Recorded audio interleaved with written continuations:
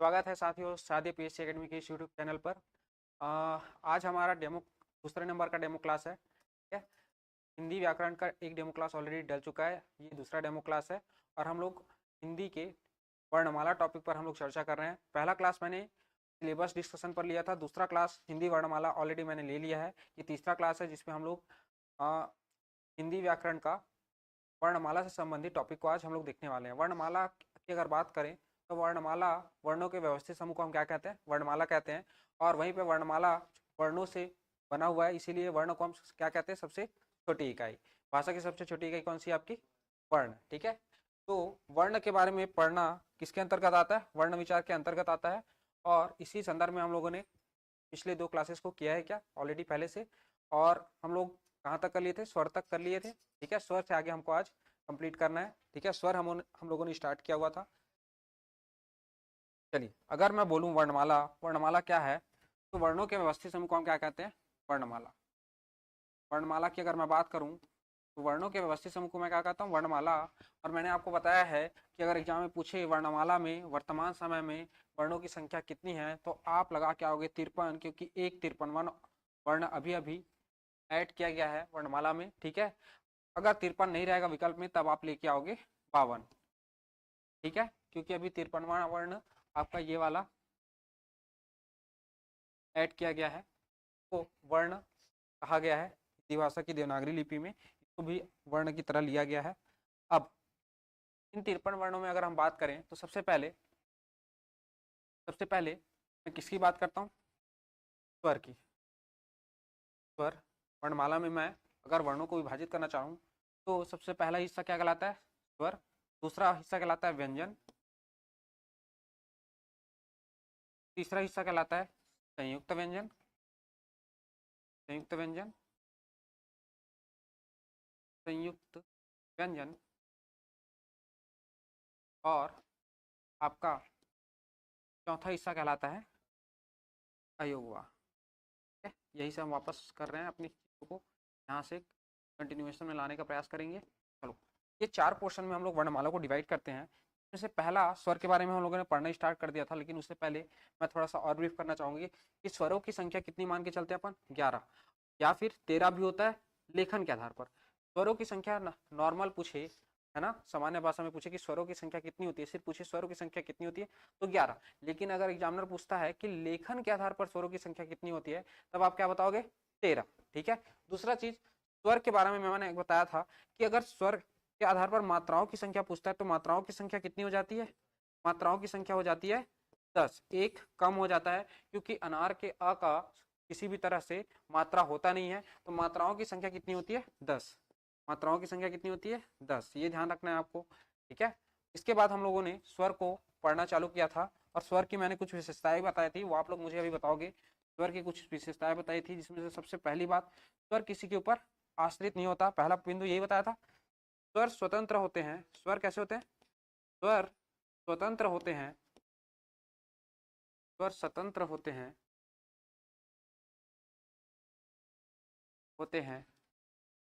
तथा व्यंजन उन पर आश्रित होते हैं। व्यंजन इन पर स्वरों पर आश्रित होते हैं। स्वरों पर आश्रित होते हैं। यहाँ से प्रश्न बनता है, इनमें में से कौन सा वर्ण स्वतंत्र होता है? तो कौन सा? स्वर वर्ण। स्वर वर्ण कैसे होते हैं आपके? स्वतंत्र। आश्रित, व्यंजन उन पर आश्रित होते हैं। ऐसा किन्होंने कहा है? अगर एग्जाम में पूछे तो याद रखना, महर्षि पतंजलि के द्वारा ये वाक्य कहा गया है। के द्वारा? महर्षि पतंजलि, ऐड कर सकते हो इसको। महर्षि पतंजलि के द्वारा कहा गया है कि स्वर स्वतंत्र होते हैं और व्यंजन स्वरों पर क्या होते हैं? आश्रित होते हैं। दूसरा पॉइंट मैंने ये बताया था कि स्वर अक्षरिक होते हैं। स्वर कैसे होते हैं? अक्षरिक होते हैं। स्वर अक्षरिक होते हैं। अक्षरिक मतलब अक्षर का निर्माण करने वाले होते हैं। स्वर कैसे होते हैं? अक्षरिक होते हैं। स्वर अक्षरिक होते हैं, इसका मतलब यह है कि स्वर में क्या क्षमता होता है? अक्षर निर्माण की क्षमता होती है। जैसे कि मैं बोलूं कि मेरे को राम का निर्माण करना है, तो राम शब्द का निर्माण करने के लिए मेरे को किसका जरूरत पड़ेगा? र के साथ मुझे अ की मात्रा को जोड़ना पड़ेगा। आ की मात्रा जोड़ूंगा क्या? ये रा बनेगा। ठीक है, तो ये दोनों मिलकर एक अक्षर बना रहे हैं। और फिर उसके बाद बोलूं म के साथ, ये आधा म के साथ अवर्ण को जोड़ना पड़ेगा क्या? तब कहीं जाके आपका म अक्षर बनेगा। तो इस तरीके से क्या बना रहा है? अक्षर बना रहा है। तो यहाँ पर आपका राम कैसे बन रहा है? किसके सहयोग से बन रहा है? आपके स्वर वर्ण के सहयोग से आपका जो अक्षर है उसका निर्माण हो रहा है। तो इस तरह से मैं कह सकता हूँ कि स्वर कैसे होते हैं? अक्षरिक होते हैं। गुड आफ्टरनून आप सभी को, गुड आफ्टरनून। चलिए, हिंदी का हम लोग क्लास एकदम स्टार्ट से कर रहे हैं। एसआई बैच के लिए स्पेशल डेमो क्लास है। ठीक है, आवाज नहीं आ रहा है सर जी, आवाज कम आ रही है। ओके ओके, ठीक।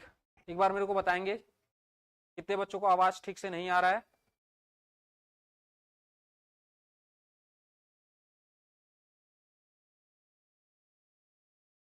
आ रहा है?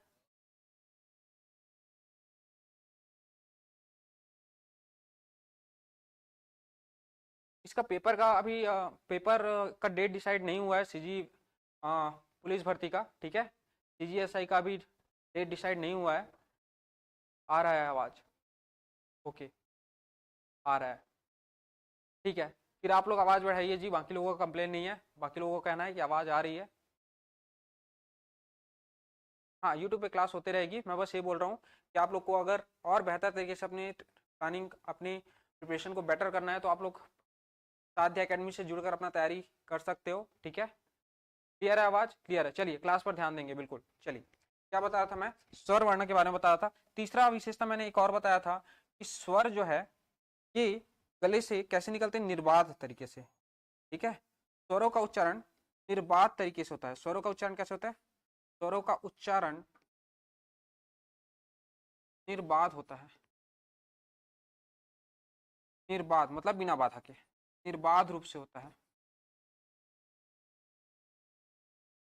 रूप से होता है। हमको क्लास का क्लास में ही खत्म कर लेना है कहानी, है ना? घर जाके याद नहीं करना है। और यहाँ तक क्लियर है क्या? ठीक है, फिर हम लोगों ने क्या देखा? स्वरों का विभाजन। स्वरों के विभाजन में पहला विभाजन किस आधार पर किया था मैंने? उच्चारण के आधार पर। स्वर के कितने प्रकार बताए थे मैंने? 3। मुख्य रूप से अगर पूछे उच्चारण के आधार पर तो 2 लेना है। ठीक है, अगला विभाजन देखेंगे आप, जिह्वा के आधार पर स्वरों का विभाजन। जिह्वा के प्रयोग के आधार पर। किसके आधार पर? जिह्वा के, जिह्वा मतलब क्या होता है? जीभ। ठीक है, जिह्वा के प्रयोग के आधार पर, के आधार पर, जिह्वा के प्रयोग के आधार पर स्वरों का विभाजन। थोड़ी देर बाद लिखना, पहले मैं लिखा लेता हूँ स्वरों का विभाजन। देखो, अगर मैं बात करूं जिह्वा के आधार पर स्वरों को कैसे विभाजित किया जा सकता है, तो स्वर ना जीभ के 3 हिस्सों से उच्चारित होते हैं। एक जीभ के एकदम आगे वाले हिस्से से, फिर जीभ के मध्य वाले हिस्से से, और फिर जीभ के पीछे वाले हिस्से से।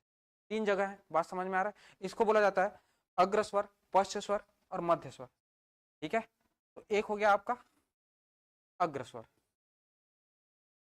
अग्रस्वर तो जीभ के, जिह्वा के आगे वाले भाग से निकलेंगे। एक हो जाएगा आपका पश्च स्वर, तो जीभ के पश्च स्वर, और एक है आपका मध्य स्वर। अब इसमें सबसे इंपॉर्टेंट है मध्य स्वर। क्यों इंपॉर्टेंट है मध्य स्वर? क्योंकि अ का उच्चारण, अ का उच्चारण हम अपनी जीभ के मध्य से करते हैं। जब अ बोलते हो तो आप देखो कि आपकी जीभ में एक गड्ढा बन रहा होगा। अ जब आप उच्चारित करते हो तो आपका जो जीभ है, जो जीभ है बीच वाला, वो थोड़ा सा दबता है और वहां से उच्चारित होता है। तो आपको क्या याद रखना है? अ कैसा है? मध्य स्वर। अ कैसा है?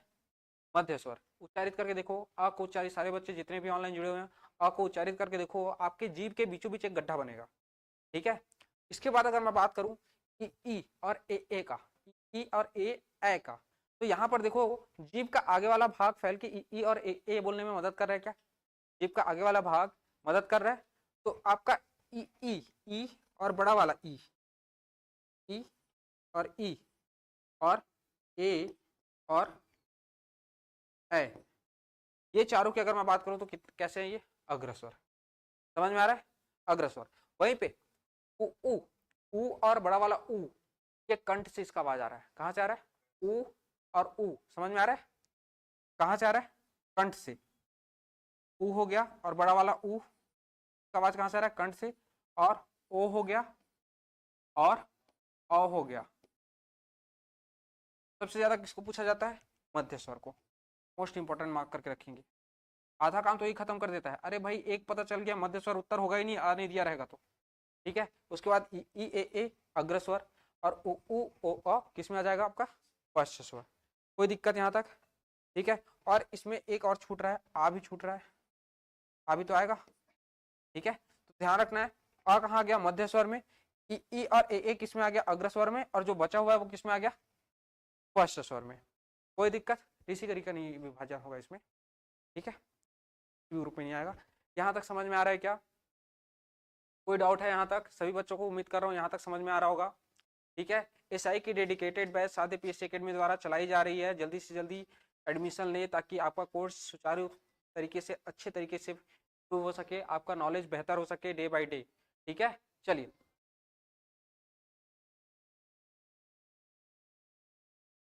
यहाँ तक नोट कर लिए? चलो नोट करो यहाँ तक पहले, फिर अपन आगे देखेंगे। मैं कमेंट लेता हूँ तब तक। किसी तरह का डाउट हो तो पूछ सकते हैं, मैं अभी कमेंट ले सकता हूँ। ठीक है, मैं कमेंट ले रहा हूँ अभी।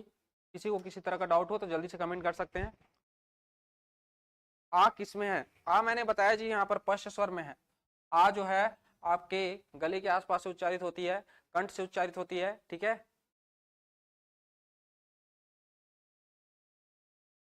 चलिए चलिए कमेंट मैं वेट कर रहा हूँ। किसी तरह का अगर आप लोग का एसआई से संबंधित किसी तरह का डाउट है तो मेरे से पूछ सकते हैं। ठीक है, एसआई के बैच के बारे में किसी तरह का डाउट है तो उसके बारे में भी मेरे से पूछ सकते हैं।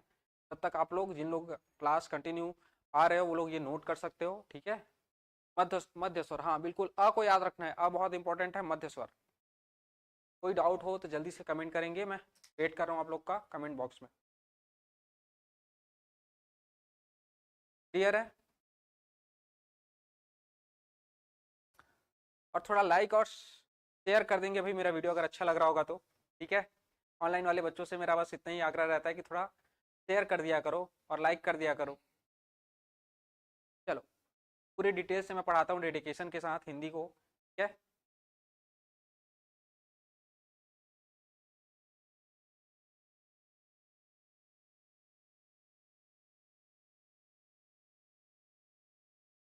कल से आएगा एमसीक्यू का मैसेज आएगा मॉर्निंग में। ठीक है, मैं बोल दिया हूँ एमसीक्यू का मैसेज आएगा। और अगर मैसेज नहीं भी आता है तो भी आप 10 बजे तैयार रहिए, क्योंकि मेरा क्लास निरंतर 10 बजे आपका जो एडीओ के लिए बोल लो, चाहे सीजी व्यापम के लिए बोल लो, चाहे एसआई के लिए बोल लो, सारे एग्जाम में काम आने वाला है। जो सुबह का एमसीक्यू का क्लास रहता है 10 से 11 के बीच। ठीक है,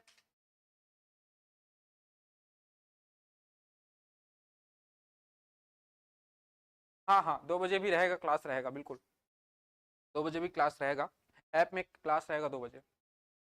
चलिए, मैं यहाँ तक नोट हो गया है, आगे चलते हैं अपन। ठीक है, विभाजन का तीसरा आधार देखेंगे, ओठों की स्थिति के आधार पर विभाजन।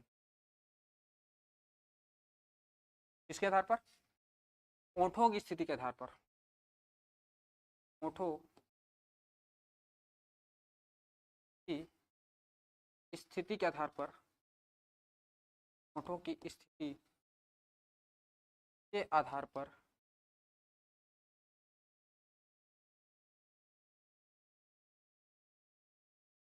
के आधार पर स्वरों का विभाजन।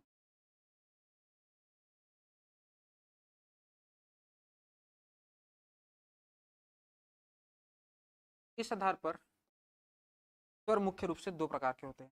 एक को हम लोग बोलते हैं अवृत्तमुखी, अवृत्त,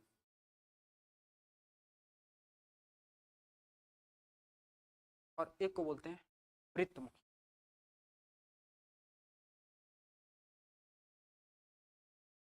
क्या बोल रहा हूँ? पहला अवृत्तमुखी और दूसरा वृत्तमुखी। अवृत्त मतलब अगोलक, मतलब जब आप उच्चारित करोगे तो होठों पे गोले का निर्माण नहीं होगा।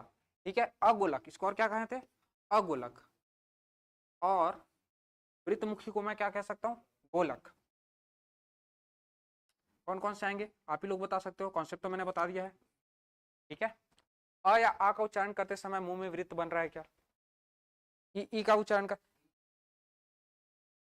ई ए में बन रहा है क्या? नहीं। कहाँ बन रहा है? ओ, आओ, उ, उ। तो गोलक वाला कौन सा है? देखो पहले गोलक वाला पहचान लेते हैं। अगर मैं गलत नहीं हूं तो उ और बड़ा वाला उ दोनों का जब उच्चारण करते हैं तो गोले का निर्माण हो रहा है। सामने होंठ में गोला बन रहा है उ में, ठीक है। और ओ, औ में भी गोले का निर्माण हो रहा है क्या? ओ हो गया और अ हो गया, इनमें भी गोले का निर्माण हो रहा है। तो इन चारों की अगर बात करो तो ये चारों कैसे? हाँ आ जाओ बैठो।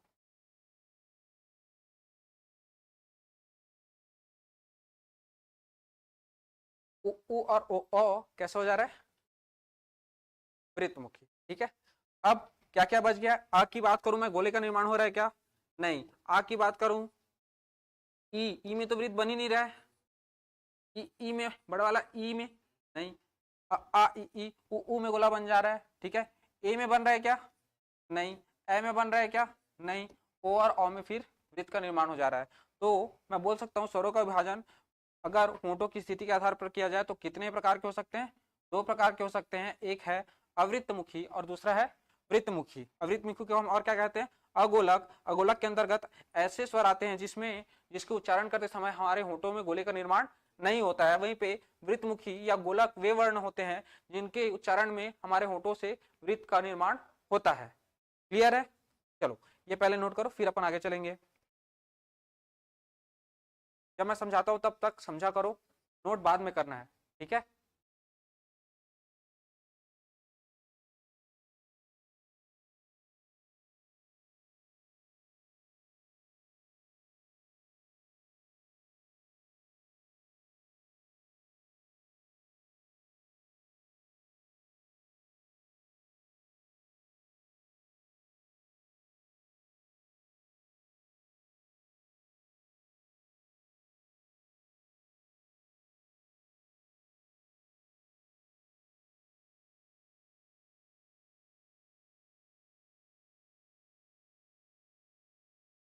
जैसे हो जाए बताना। गुड आफ्टरनून देविका, बहुत क्लास में बहुत लेट से जुड़ रहे हो आप।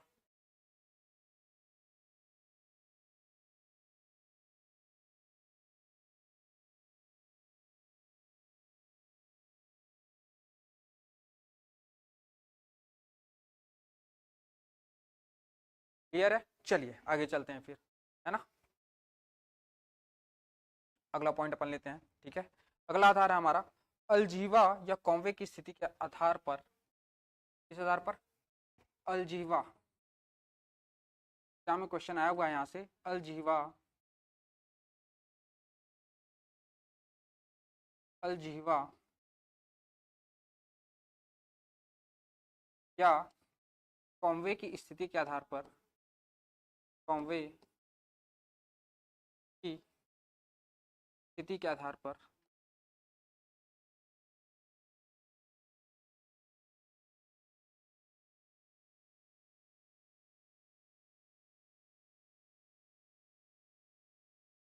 अलजीवा या कौवे की स्थिति के आधार पर स्वर के प्रकार, प्रकार ना दो ही प्रकार होते हैं। कितने प्रकार होते हैं? दो। एक को हम बोलते हैं अनुनासिक और एक को बोलते हैं हम लोग निर्नुनासिक, ठीक है। दो प्रकार हैं, कौन कौन से मैं बता रहा हूँ। एक है निर्नुनासिक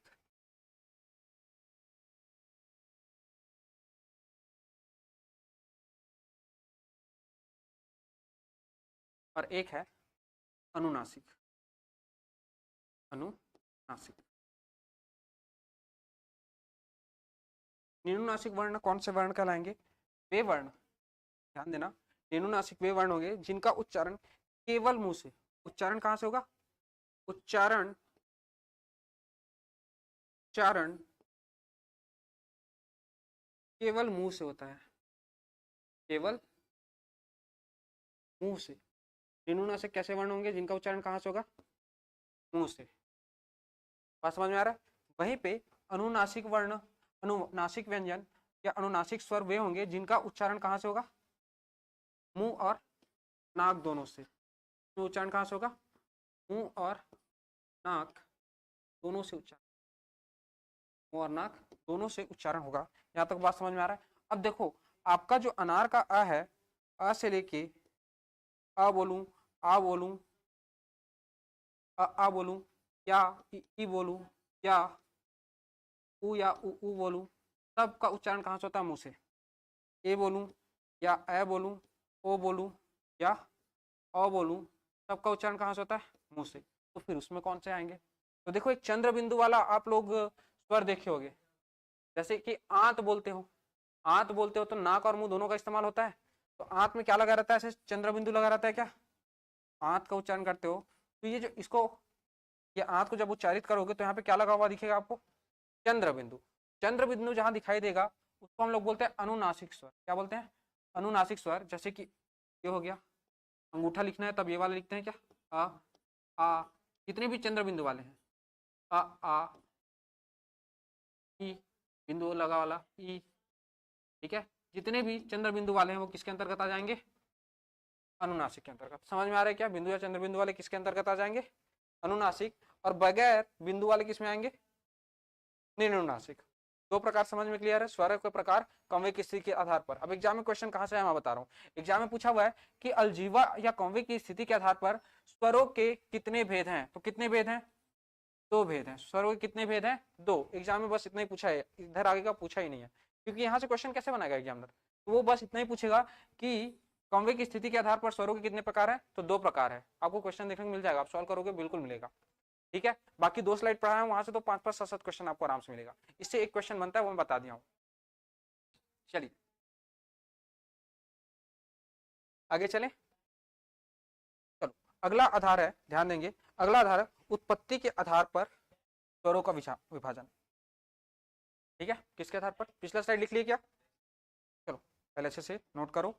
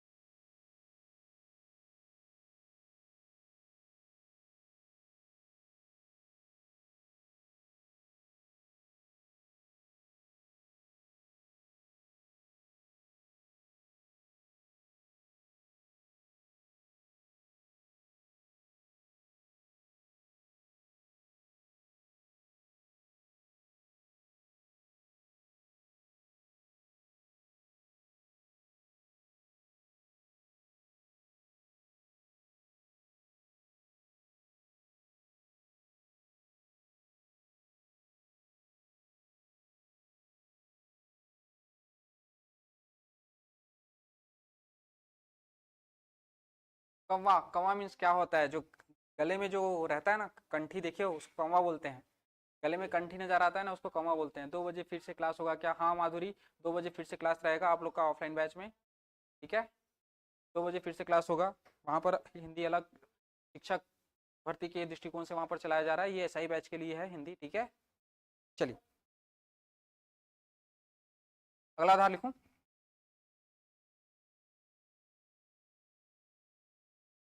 उत्पत्ति के आधार पर, उत्पत्ति के आधार पर, उत्पत्ति के आधार पर स्वरों के मुख्य रूप से दो प्रकार हैं। उत्पत्ति के आधार पर स्वरों कितने प्रकार हैं? दो प्रकार हैं।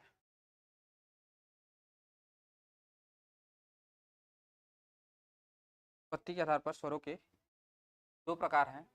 एक को कहा जाता है मूल स्वर। क्या कहा जाता है? मूल स्वर।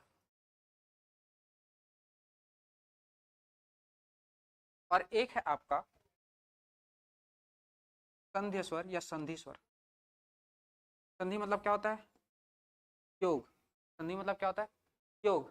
ठीक है, जनरली हम लोग जानते हैं वर्णों के मिलाप को बोलते हैं हिंदी की भाषा में, लेकिन अगर गणित की भाषा में बोलूं तो संधि का मतलब होता है योग या जोड़। समझ में आ रहा है क्या? ठीक है, तो संधि स्वर और यहाँ पे दो शब्द मिल रहा है। एक है मूल स्वर। ऐसे स्वर, ऐसे स्वर जो किन्हीं और स्वरों के योग से नहीं बने हैं उन्हें हम क्या कहेंगे? मूल स्वर। और ऐसे स्वर जो किन्हीं दो स्वरों के योग से बने उन्हें हम क्या कहेंगे? संधि स्वर। समझ में आ रहा है क्या? बात समझ में आया? ये क्या होगा? दो स्वरों के मिलाप से बना होगा। और ये वाला दो स्वरों के मिलाप से नहीं बना होगा। जैसे कि मैं बोलूं आ किसी और स्वर के मिलाप से बना है क्या? नहीं। ई किसी भी स्वर के मिलाप से नहीं बना हुआ है। उ किसी भी स्वर के मिलाप से नहीं बना हुआ है। मूल स्वर अगर पूछे तो ये तीनों तीनों को उत्तर लेता है आ ई उ को, ठीक है। री को किसी में भी नहीं रखा हुआ है, इन तीनों को लेते हैं। यहाँ तक बात समझ में आ रहा है क्या मूल स्वर में? अब आगे देखो, बाकी जो बचा है वो संधि स्वर के अंतर्गत आएगा। बाकी किसके अंतर्गत आएगा? संधि स्वर। संधि स्वर के भी दो प्रकार होते हैं। संधि स्वर के कितने प्रकार होते हैं? दो प्रकार। अगर देखा जाए संधि स्वर कितने हैं तो 7 हैं। जो बच गया, जो यहाँ से बच गए, जो यहाँ से बच गया वो किसमें आ जाएगा? संधि स्वर में, ठीक है। तो कितने बच जा रहा है? 7। ऋषिक्री को छोड़ दो अभी, ठीक है। 3 यहाँ हो गया और 7 यहाँ हो गया। 7 3 10 हो गया क्या? और ऋषिक्री को हम लोग छोड़ रहे हैं। संधि स्वर को मैं फिर वापस 2 पार्ट में डिवाइड करूंगा, ठीक है। और एक को कहूंगा मैं दीर्घ स्वर। क्या कहूंगा? दीर्घ स्वर। या इसी को मैं और बोल दूंगा सजाती स्वर। क्या कहूंगा? सजाती स्वर। सजाती स्वर, दीर्घ स्वर, या क्या कह सकता हूँ? सजाती स्वर। पहला वाला समझ में आ रहा है। दूसरा है संयुक्त स्वर। दूसरा हिस्सा क्या कहलाता है? संयुक्त स्वर। अब एग्जाम में यहाँ से प्रश्न बनता है अलग अलग तरीके से, अलग अलग तरीके से बहुत सारे प्रश्न बनेंगे यहाँ पे। संयुक्त स्वरों की संख्या कितनी है? 4। संयुक्त स्वरों की संख्या कितनी है? 4। सजाती स्वरों की संख्या 3 है। संधि स्वर की संख्या कितनी है? 7। मूल स्वरों की संख्या कितनी है? 3। यहाँ तक बात समझ में आ रहा है? मूल स्वरों की संख्या 3, संधि स्वर की संख्या 7, दीर्घ या सजाती संख्या की संख्या 3 हो जाएगी, संयुक्त स्वर की संख्या 4। अब देखो सजाती स्वर 3 है, कैसे याद रहेंगे? अगर मैं आ और आ को मिलाता हूं क्या मिलता है? आ। अगर मैं ई और ई को मिलाता हूं क्या मिलेगा? बड़ा वाला ई। और अगर मैं उ और उ को मिलाता हूं, उ और उ को मिलाता हूं तो ओहो गड़बड़ हो गया थोड़ा, सरको जी। उ और उ को मिलाता हूं तो क्या हो जाएगा? बड़ा वाला उ बनेगा, ठीक है। तो देखो ये एक ही जाति के महसूस हो रहे हैं क्या? एक ही जाति के दो स्वर मिलकर क्या बना रहे हैं? दीर्घ स्वर। इसको क्या कहा जाता है? दीर्घ। दो सजातीय स्वर मिलकर क्या बना रहे हैं? दीर्घ स्वर। इसीलिए इनको क्या कहा जा रहा है? सजातीय स्वर या दीर्घ स्वर। समझ में आ रहा है? और सजातीय स्वरों की संख्या कितनी है? 3 है। आप समझ चुके हो क्यों ये 3 है। 3 से ज्यादा क्यों नहीं हो सकते? क्योंकि ये तीनों का ही बस कॉम्बिनेशन बन सकता है। बात समझ में आ रहा है? अब बचा है ए बचा है, ए बचा है, ओ बचा है और अ बचा है। तो ए की बात करूं तो ए जो है अ और ई के मिलाप से बना हुआ है। अ और ई के मिलाप से क्या बना हुआ है आपका? ए बना हुआ है, ठीक है। अ और ई के मिलाप से आपका क्या बना है? ए। बैठ जाओ। चलो अगर मैं बात करूं इसी में एक और अ जोड़ दूं, अ के साथ ए को जोड़ूं तो आपका ए बनेगा, ठीक है। दो ठो समझ में आ गया। तीसरा आपका इसमें आ जाएगा अ के साथ अगर उ को जोड़ूं, अ के साथ किसको जोड़ूं? उ को, उ को, तब आपका बनता है ओ। और अ के साथ अगर ओ को जोड़ूं तो बनता है अ। अब आपको ये सारा कहानी याद रखना है क्या? नहीं, आपको बस ये याद रखना है। क्या याद रखना है? इसमें ए ओ और अ आता है। समझ में आ रहा है? क्या क्या आता है? ए ओ और अ। ये आप लोग की मदद करने के लिए, याद करने के लिए मैंने बताया है। आपको क्या याद रखना है? संयुक्त स्वर में कौन कौन से आएंगे? ए ओ और अ। और वहीं पे दीर्घ स्वर या सजाती स्वर में अ और आ के मिलाप से आ मिलेगा, ई और ई के मिलाप से बड़ा वाला ई मिलेगा, उ और उ के मिलाप से बड़ा वाला उ मिलेगा। ध्यान रहेगा? क्लियर है? तो उत्पत्ति के आधार पर मूल रूप से देखा जाए तो कितने प्रकार होते हैं? 2 प्रकार। वहीं पे संधि स्वर के वापस 2 प्रकार होते हैं, दीर्घ स्वर या सजाती स्वर और संयुक्त स्वर में इसको फिर से विभाजित करते हैं। तो उत्पत्ति के आधार पर समझ में आया है क्या? कोई डाउट है? नहीं है? चलो नोट करो जल्दी से,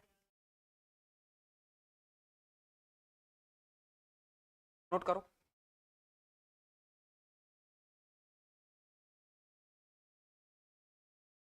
आपके पास 13 कॉम्प्लीमेंट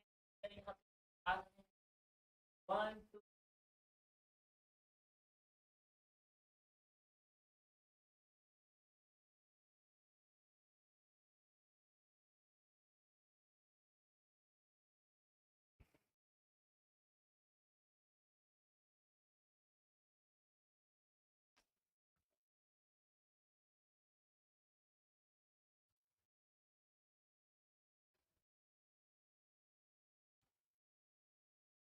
आगे चले। नोट डाउन हो गया क्या? थोड़ा बचा है, कर लो अच्छे से।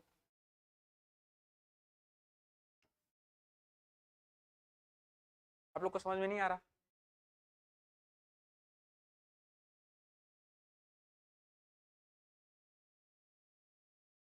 Good afternoon.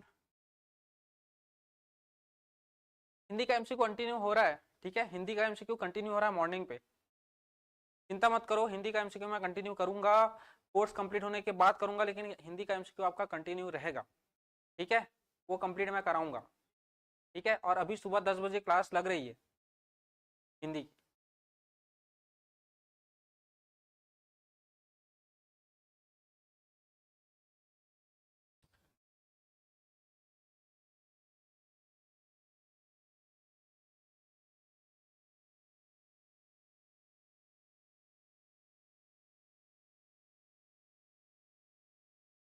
आगे चले, स्वर कंप्लीट, ठीक है। स्वर के बारे में कोई डाउट है तो अभी पूछ सकते हो किसी भी तरह का, ठीक है, इसके बाद बात नहीं होगा स्वर के बारे में, सारी चीजें खत्म है, ठीक है। चलो हेडिंग लगाओगे व्यंजन,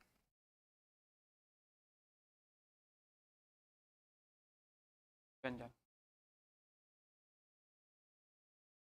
अब पहला पॉइंट तो यही होगा कि व्यंजन कैसे स्वतंत्र नहीं परतंत्र है, व्यंजन, व्यंजन परतंत्र वर्ण है, कैसे वर्ण है, परतंत्र वर्ण है,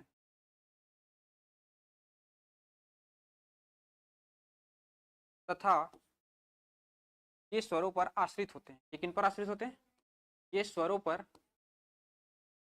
आश्रित होते हैं, स्वरों पर आश्रित होते हैं। पहला पॉइंट तो एकदम क्लियर समझ में आ गया होगा, क्योंकि एग्जाम में हर एक पॉइंट से क्वेश्चन बन रहा है, जितना मैं बता रहा हूँ बात समझ में आ रहा है। व्यंजन परतंत्र वर्ण है तथा ये स्वरों पर आश्रित होते हैं, पहला पॉइंट क्लियर है।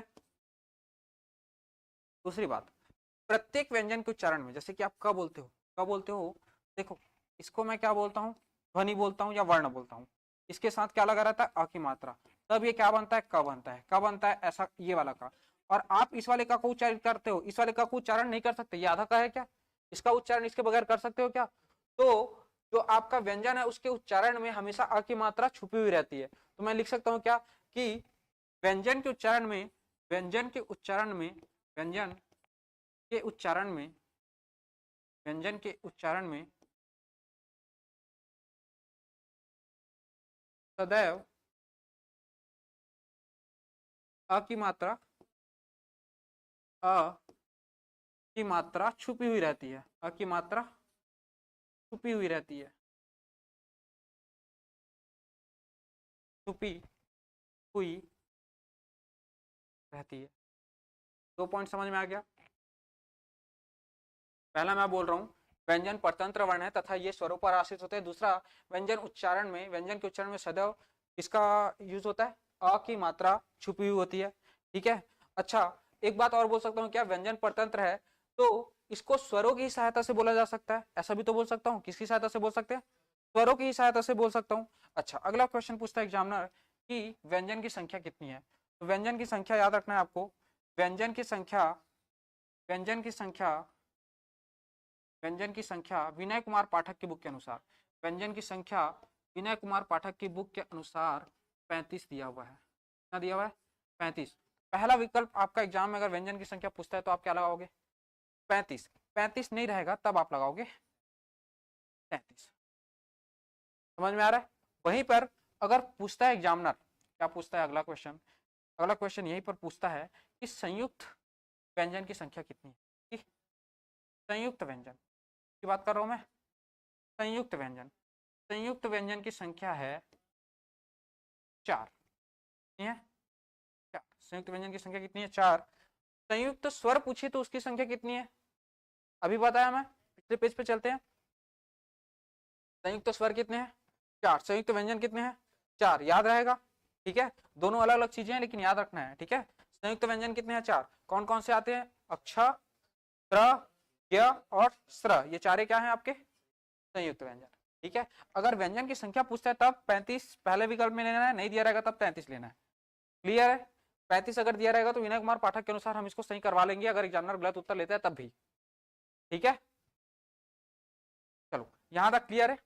चलो पहले इसको नोट करो, फिर अपन व्यंजनों के वर्गीकरण की ओर चलेंगे, जिसमें आपका स्पर्श व्यंजन आएगा, अंतस्थ व्यंजन आएगा, उष्म व्यंजन आएगा, और द्विगुण व्यंजन आएगा। तो उसके बारे में एक एक करके बात करेंगे।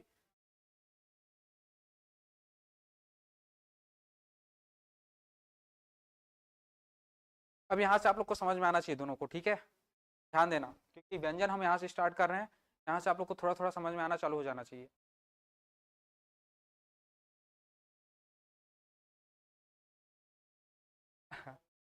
कैसे हो रेखा मैडम? अवनपुर शूट कर रहा है ना जी, क्यों नहीं करेगा।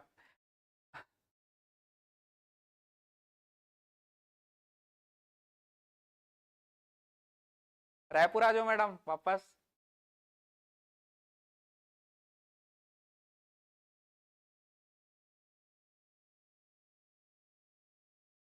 कैसा तैयारी चल रहा है मैडम वहाँ पे रायपुर में आप सभी का?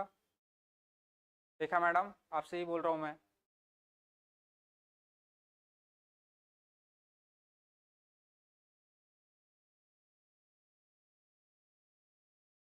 चलो आगे चले, क्लियर है यहाँ तक? थोड़ा सा बच्चा है, ठीक। धीरे धीरे होगा रुक्मणी, एक एक करके, अभी समय है परीक्षा को, ठीक है। कंप्यूटर का भी एमसीक्यू बहुत जल्दी लेकर आया जाएगा। नहीं, अभी कंप्यूटर की क्लास मैं नहीं ले रहा हूँ, ठीक है, कंप्लीट हो चुका है शिक्षक भर्ती के बैच पे। चलो पेज की ओर चलते हैं। अब देखते हैं हम लोग व्यंजन का वर्गीकरण। किसका वर्गीकरण देखेंगे? व्यंजन का वर्गीकरण। तो व्यंजन की अगर मैं बात करूं, ठीक है, तो सबसे पहले हमको पढ़ना है इसमें स्पर्श, स्पर्श व्यंजन, स्पर्श व्यंजन और डिटेल से पढ़ना है, बहुत सारे प्रश्न यहाँ से बनते हैं। दूसरा हमको इसी में पढ़ना है अंतस्थ व्यंजन,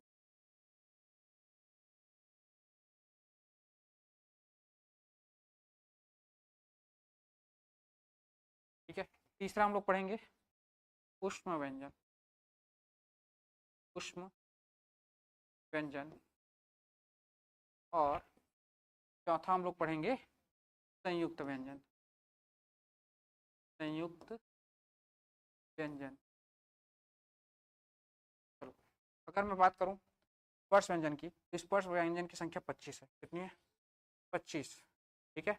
वहीं पे अंतस्थ की संख्या 4 है, ऊष्म की संख्या भी 4 है और संयुक्त व्यंजन की भी संख्या भी 4 है। कौन कौन से? अब देखो ये 25 है तो इसको अगले स्लाइड में मैं कराऊंगा। यहाँ पे अंतस्थ कौन कौन से वो अपन देख लेते हैं। अंतस्थ की मैं बात करूँ तो 4 कौन कौन से बन जाएंगे? य, र, ल, व, य, र, ल, व, ठीक है। उसमें क्या हो जाएगा? स, श, स और ह, ठीक है। संयुक्त व्यंजन कौन से हो जाएंगे? ठ, त्र, य और त्र। यहाँ तक समझ में आ रहा है? याद करना है अंतस्थ व्यंजन य, र, ल, व। ऊष्म व्यंजन स, स, ह, कारण बताऊंगा ऊष्म व्यंजन क्यों कहते हैं। संयुक्त व्यंजन छ, त्र, ज्ञ और स्र, ठीक है। स्पर्श व्यंजन की तरह चले, इसके बारे में थोड़ा एक्सप्लोर करना चालू करते हैं। अपन इसको समझने का प्रयास करते हैं कि स्पर्श व्यंजन से कैसे प्रश्न बनते हैं। और बहुत सारे प्रश्न बनते हैं, कम से कम 15 से 20 प्रश्न यहाँ से बनेंगे, ठीक है। सारे के कैसे सॉल्व करना है मैं बताऊंगा। तो पहला हेडिंग लगाओगे स्पर्श व्यंजन।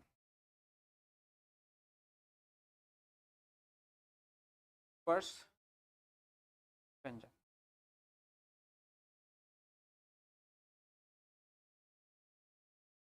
स्पर्श व्यंजन की संख्या कितना बता के रखा हूं मैं? 25। और मैंने आपको बता के रखा हुआ है कि हम स्पर्श व्यंजन को 5 वर्गों में विभाजित करते हैं, जिसको हम क्या बोलते हैं? कचट तप। क्या बोलते हैं?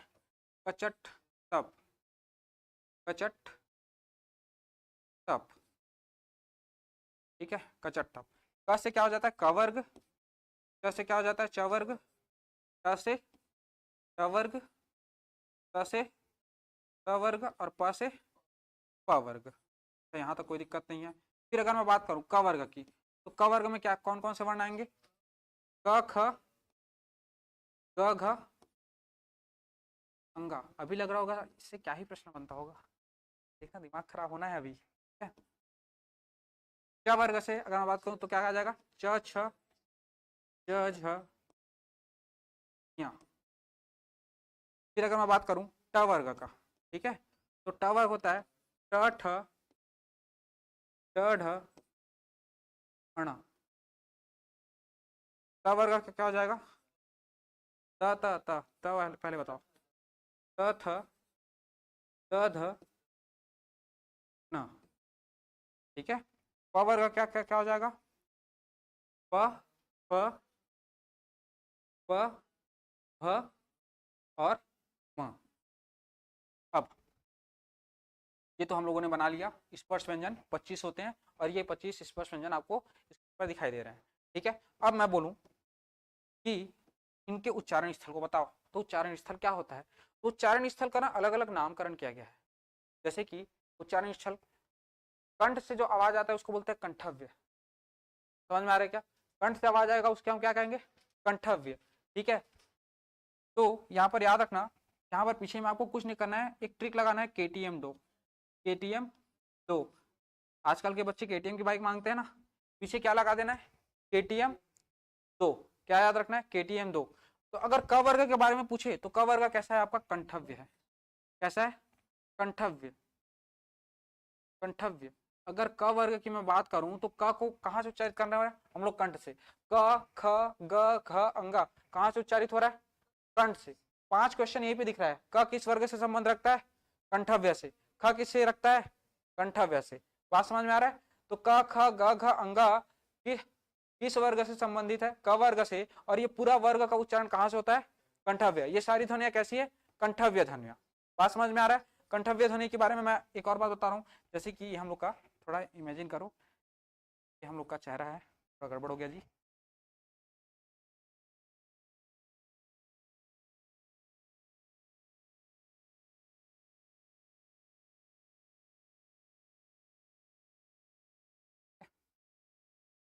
और हम लोग का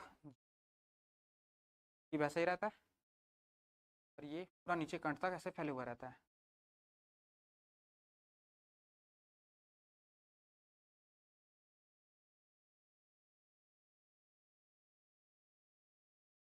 और ये मुंह के अंदर वाला हिस्सा, ये दांत यहाँ पे लगा रहता है, दांत यहाँ पे आगे लगे रहते हैं, ठीक है, चारों तरफ घेर के रखे हुए रहते हैं। अब देखो जीभ, दांत के पीछे वाला हिस्सा देखो, तो ऐसा गड्ढा है क्या? गड्ढा है। देखो पहला हिस्सा कंठव्य। कंठव्य मतलब कहाँ से आवाज आएगा? कंठ से। तो कंठ वाला हिस्सा क्या कहलाएगा? ये वाला कंठ हो जाएगा। ये वाला हिस्सा क्या हो जाएगा आपका? कंठव्य, ठीक है। एक एक को बता लेते चल रहा हूँ, यहाँ से गलती नहीं करना है। एक बार सीख के चले जाना है, एग्जाम में दोबारा याद करना जरूरत नहीं पड़ना चाहिए। एक बार सीख गया मतलब सीख गया। ध्यान दो। दूसरा हिस्सा, च वर्ग का उच्चारण किससे होता है? तालव्य से। किससे? तालु से। तालव्य। तालव्य। अब ये तालव्य क्या होता है समझो। जब च का उच्चारण कर रहे हो, च बोलो च, जब च का उच्चारण करोगे तो आप अपनी जीभ को देखो, ऊपर जो गड्ढा है उसको बिल्कुल एक तालू की तरह ढक ले रहा है। ऊपर को क्या बोल रहे हैं? जीभ की जो दांत का ऊपर वाला हिस्सा है उसको क्या कहते हैं? तालू। क्या कहते हैं? तालू। तो जीभ उसको बिल्कुल घेर ले रहा है। क्या च का उच्चारण कर रहे हो तो कहाँ टच हो रहा है? तालू को टच हो रहा है। किसको टच हो रहा है? तालू को। तो आपका जो च वर्ग है वो कैसा है? तालव्य। समझ में आ रहा है क्या? च वर्ग कैसा है आपका? तालव्य। तो ये जो हिस्सा है यहाँ पर वाला, ये वाला हिस्सा समझना, ये वाला हिस्सा, इसको मैं क्या कह रहा हूं? ये वाला हिस्सा जो है, ये वाला हिस्सा को ढक ले रहा है ना, ऐसे यहाँ पे ढक ले रहा है, तो इसको क्या कहेंगे? तालव्य। बात समझ में आ रहा है क्या? तो आपका च वर्ग कैसा हो गया? च वर्ग कैसा हो गया? तालव्य। अब यहाँ से कोई भी क्वेश्चन पूछे च वर्ग से, चाहे च को पूछे, चाहे छ को पूछे, चाहे ज को पूछे, चाहे झ को पूछे, चाहे इया को पूछे, सारे कैसे हैं? तालव्य। बात समझ में आ रहा है? सारे कैसे हैं? तालव्य। क्लियर है? अच्छा, ट वर्ग की बात करता हूं। ट वर्ग मूर्धन्य है। ट ठ ड ढ अणा, ट ठ ड ढ अणा, ट ठ ड ढ अणा उच्चारित करके देखो, आपका जीभ मुड़कर ऊपर चली जा रही है। जीभ मुड़कर कहां चली जा रही है? ऊपर चली जा रही है। जिस स्थल को टच कर रही है, जहां पर जीभ टच कर रहा है उसको कहा जाता है मूर्धा। क्या कहा जाता है? मूर्धा। तो ये वाला हिस्सा के और ऊपर, ये जो तालु दिख रहा है, इस तालु के और ऊपर ये वाला हिस्सा क्या कहलाता है? मूर्धा कहलाता है। और यहां से उच्चारित ध्वनिया क्या कहलाती है? मूर्धन्य। समझ में आ रहा है क्या? मूर्धा कहलाता है और यहां से उच्चारित ध्वनिया क्या कहलाती है? मूर्धन्य। तो यहां पर देख रहे हो, ट ठ ड ढ अणा क्या हो जाएगा आपका? मूर्धन्य। ठीक है, तो मूर्धन्य यहां पे लिख दूं। ट्रिक के साथ मैं कॉन्सेप्ट भी देते चल रहा हूं ताकि आप एक के सहारे न रहो एग्जाम में। समझ में आ रहा है? ट्रिक तो है ही मेरे पास, कचर तप लिख दो इधर, केटीएम डो लिख दो, आपका सारा निकल जाएगा। लेकिन ट्रिक के अलावा आपके पास कॉन्सेप्ट भी होना चाहिए, ठीक है, डबल वेरीफाई करने के लिए। त थ द ध न, त थ द ध न। अब जब भी त का उच्चारण कर रहे हो, थ का उच्चारण कर रहे हो, जीभ को देखो दांत को टच कर रहा है कि नहीं कर रहा है? त थ द ध न, दांत को टच कर रहा है, तो ये क्या हो जाएगा? दंतव्य। कैसा ध्वनि हो जाएगा ये? दंतव्य। दांतों को टच हो रहा है कि नहीं हो रहा है? करके बताओ जल्दी से। दांतों को टच हो रहा है तो ये कैसा हो जाएगा? दंतव्य। ठीक है। प वर्ग की बात करूं तो प फ ब भ म, प फ ब भ म में क्या टच हो रहा है भाई? दोनों होठों आपस में टच कर रहे हैं क्या? तो ये कैसे हो जाएंगे? ओष्ठ। कैसे हो जाएंगे? ओष्ठ। क्लियर है? ये कैसे ध्वनि हो जाएंगे आपके? ओष्ठ ध्वनियां हो जाएंगी। अब फिर वापस ध्यान दो, ये हो गया आपका अलग अलग उच्चारण स्थल के आधार पर आपके जो वर्ण है उसका वर्गीकरण किस तरह के से किया गया है। च वर्ग ही क्यों नाम रखा गया? क्योंकि ये कंठव्य से संबंधित है। समझ में आ रहा है? त वर्ग, इसका च वर्ग नाम रखा गया है तालव्य की वजह से। समझ में आ रहा है? क्लियर है यहाँ तक? अब इसको और विभाजित किया जाता है अलग अलग तरीकों से। एक होता है अल्प प्राण और महाप्राण, एक होता है सघोष और अघोष ध्वनिया। ठीक है, सघोष और अघोष। पहले हम लोग सघोष और अघोष को लेते हैं।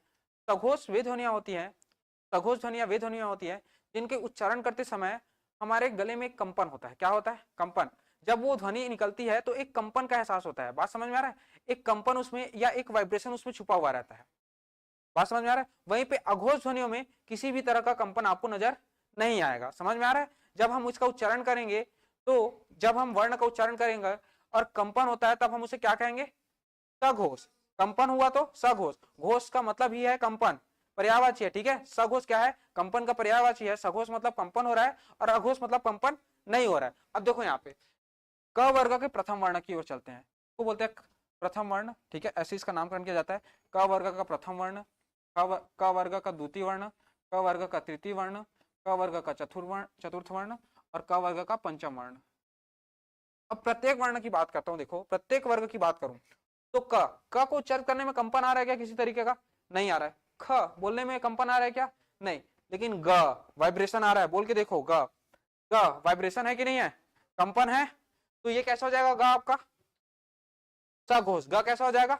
सघोष। घ कंपन है कि नहीं है? है। कैसा हो जाएगा ये भी आपका? सघोष। अंगा संघोष है कि नहीं है? अंगा में वाइब्रेशन है। सघोष है कि नहीं है? है। ठीक, वापस यहाँ आ जाओ। च छ किसी तरह का वाइब्रेशन है क्या? नहीं। ज झ इया, इसमें एक वाइब्रेशन है। ज झ इया में एक वाइब्रेशन है। तो आप एक चीज पैटर्न समझ पा रहे होगे कि ये जो प्रत्येक वर्ग का तीसरा, चौथा और पांचवा वर्ण है ये आपके क्या है? सघोष है। कैसे है? सघोष है। बात समझ में आ रहा है? ये तीसरा, चौथा और पांचवा वर्ग कैसा है? सघोष है। ठीक है, तीसरा, चौथा और पांचवा वर्ग कैसा है आपका? सघोष है। इसमें कोई डाउट नहीं है। और क और ख की बात करूं, च और छ की बात करूं, ट और ठ की बात करूं, त थ की बात करूं, प फ, इसमें किसी तरह का वाइब्रेशन नहीं हो रहा, इसलिए क्या है? अघोष। कैसा है ये? अघोष। यहां तक बात समझ में आ रहा है? कोई दिक्कत नहीं है? फिर आगे सुनो। अगर मैं बोलूं कि फिर स्वरों को, फिर वर्ण को हम दो तरीके से और विभाजित कर सकते हैं, अल्प प्राण और महाप्राण। अल्प मतलब होता है कम और महा मतलब होता है अधिक। प्राण का मतलब होता है वायु। बोलते हैं ना प्राण वायु ले रहे हैं। प्राण मतलब क्या होता है? वायु। तो अल्प प्राण मतलब ऐसे वर्ण जिसके उच्चारण में हवा कम निकलती है उसे हम क्या कहेंगे? अल्प प्राण। और ऐसे वर्ण जिनके उच्चारण में अधिक हवा निकलेगी उसे हम क्या कहेंगे? महाप्राण। हवा कम निकलेगी तो अल्प प्राण, हवा ज्यादा निकलेगी तो महाप्राण। वापस चलते हैं यहाँ पर। क कम हवा निकल रहा है, क का उच्चारित करो, हवा ज्यादा निकल रहा है कि कम निकल रहा है? कम। ऐसे पता नहीं चल रहा है। ख को उच्चारित करो, हवा ज्यादा निकल रही है कि नहीं निकल रही है? ख बोल रहे हैं तो हवा ज्यादा निकल रही है। ख में आप देखोगे हवा तेज गति से निकल रही है, जल्दी से। तो क की बात करो तो क्या हो जाएगा? अल्प प्राण। और ख कैसा हो जाएगा? महाप्राण। ग फिर कम हवा निकल रहा है, घ फिर जोर से हवा निकल रहा है क्या? महाप्राण। इया कम निकल रहा है। तो अगर मैं बात करूं फिर च, कम हवा निकल रहा है, छ में फिर ज्यादा हवा निकल रहा है, ज में फिर कम निकल रहा है, झ में फिर ज्यादा निकल रहा है। तो अल्प प्राण और महाप्राण का कॉम्बिनेशन है। और यहाँ पे आप एक पैटर्न देख पा रहे होगे कि प्रत्येक वर्ग का पहला वर्ण तीसरा वर्ण और पांचवा वर्ण। इसकी अगर मैं बात करूं तो कैसा है, अल्प प्राण है क्या, अल्प प्राण है, अल्प प्राण मतलब हवा कैसे निकल रहा है, कम निकल रहा है। और वहीं पे दूसरा और चौथा की बात करूं तो ये कैसा है, महाप्राण। यहां तक क्लियर है, ठीक है। अब यहाँ पे पांचवें वर्ग के बारे में एक फैक्ट याद रखना है कि पांचवें वर्ग को नासिक व्यंजन कहा जाता है। क्या कहा जाता है, नासिक वर्ण या नासिक व्यंजन कहा जाता है, नासिक व्यंजन, नासिक व्यंजन, क्योंकि इनके उच्चारण में नाक का प्रयोग होता है, अंगा या ना न म, समझ में आ रहा है, ठीक है। तो ये यहाँ से इतने क्वेश्चंस आपके बन सकते हैं अलग अलग वैरायटी से, और सबको आपको याद रखना है, और कॉन्सेप्ट याद रखोगे तो ज्यादा बेटर है, याद करना क्योंकि मुश्किल काम है। जल्दी से इसको नोट करो फिर अपन आगे चलेंगे।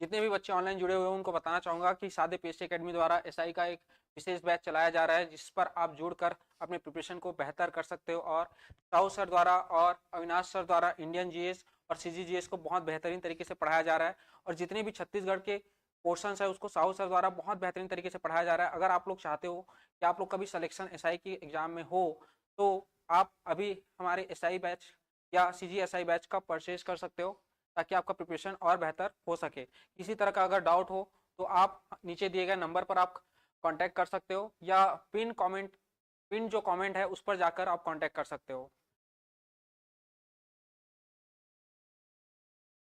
हाँ, पंचमा अक्षर भी बोलते हैं बिल्कुल, नासिक को और क्या कहेंगे, पंचमा अक्षर है क्या, पांचवा अक्षर है, प्रत्येक वर्ग का क्या है, पांचवा अक्षर। अच्छे से बनाएंगे डायग्राम, है ना, थोड़ा दिमाग लगा के एक पेज में अच्छे से बनाओगे ताकि दोबारा गलती ना हो, ठीक है। बुक में बहुत हौच पौच दिया हुआ है, हर एक का परिभाषा दिया हुआ है और नाम लिख दिया है। अभी समझ में आया ये, आ गया, नोट तो करो।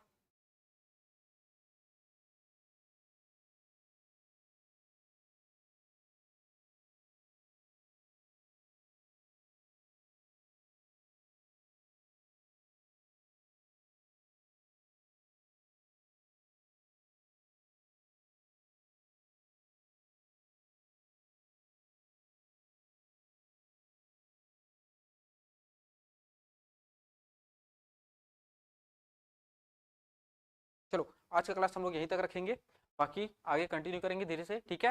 यहाँ तक कोई डाउट है क्या, ठीक है, ये नोट कर लो। फिर ट वर्ग की बात करूं तो ट ठ ड ढ अण, जब मैं उच्चारित कर रहा हूं तो जीभ कैसे मुड़ के ऊपर चली जा रही है, क्या मुड़ के ऊपर चली जा रही है, और जहां पर टच कर रहा है उस जगह को कहते हैं मूर्धा, इसीलिए क्या कह रहे हैं हम लोग, मूर्धन्य, ठीक है।